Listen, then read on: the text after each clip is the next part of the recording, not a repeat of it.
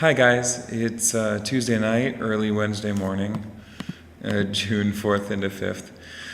I am wearing not really a t-shirt, but it's an awesome shirt that a good friend of mine gave me. Yeah. Got a magnet on the pocket. What's up with that? Sweet. So I want to take a stab at blazing through my notes. I didn't really prepare. I just want to get through them, as if they were my own questions. I mentioned before that I'm trying to make my ideas into a logical narrative, but it's really better represented as a giant web. Everything feeds into and references everything else. It's like a brain. It's like a user interface of a brain. So hopefully the following items will connect for the viewer over the course of reading them off, and this is going to take more than one video to do this, I'm sure, if I even pull it off the first time. And to follow up on the last video about fears of gender being socially constructed, partially that freaks me out due to general insecurity, but partially it freaks me out because it's just my habit. That was my rationalization throughout my life for my gender denial, that we're all the same deep down.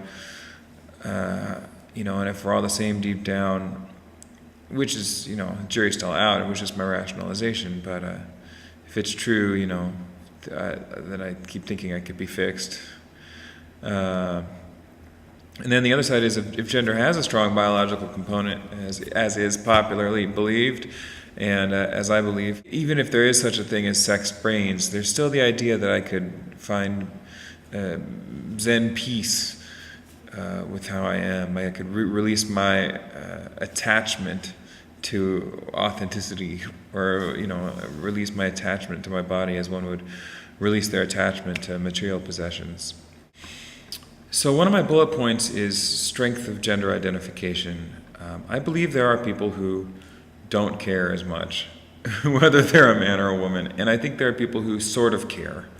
I think there are people who, this is based off people I know. There's a couple people I know in a position where, they're uncomfortable. They're both women. They're both female-bodied, so they're uncomfortable being women mostly.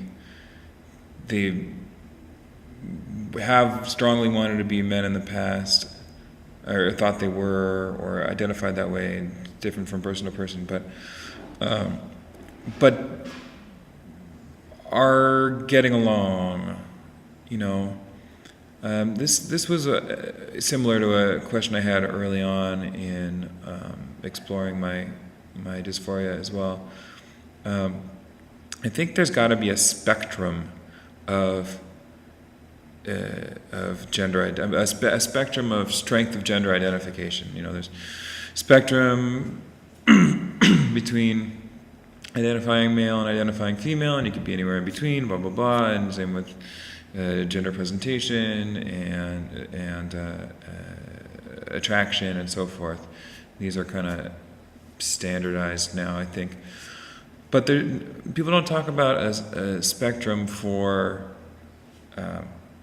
how strongly they identify with their identified sex,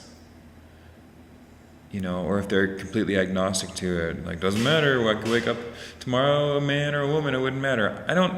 I think anybody who says that is not being fully honest with themselves, but I do allow for the idea that there is a degree of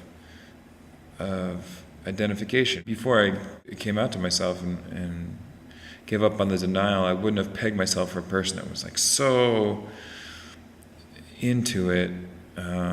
But I am. There's a lot I could probably say about this, but I'm not collected. So another of my bullet points is I doubt my doubt. I doubt in various ways at various times, and I wonder how much of that has to do with genuine concerns, and how much of that is just covering my fear that I don't know if I can get my body where I want it to be. Like self-sabotage doubt, so I don't have to face the real tough issue. I'm also afraid of losing social equity.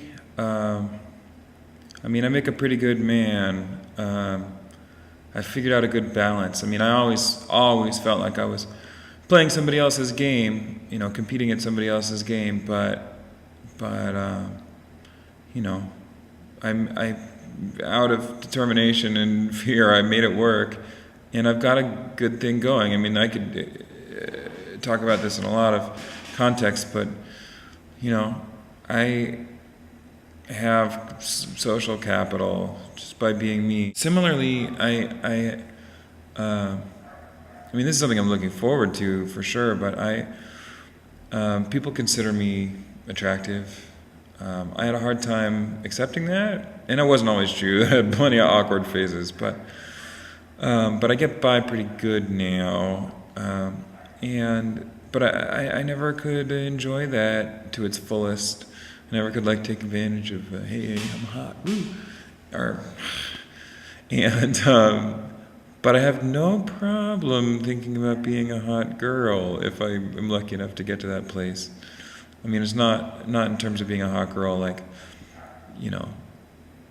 being an object, but I have no reservations being hot as a girl. When I do as a guy, I'm very uncomfortable with the idea.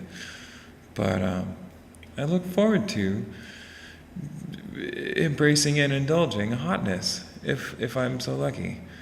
I'm really psyched about that, actually. All right, I got through disappointingly few subjects in this laundry list dump, but it's 7 minutes and I can't keep going in good conscience. So I'll see you next time. Thanks.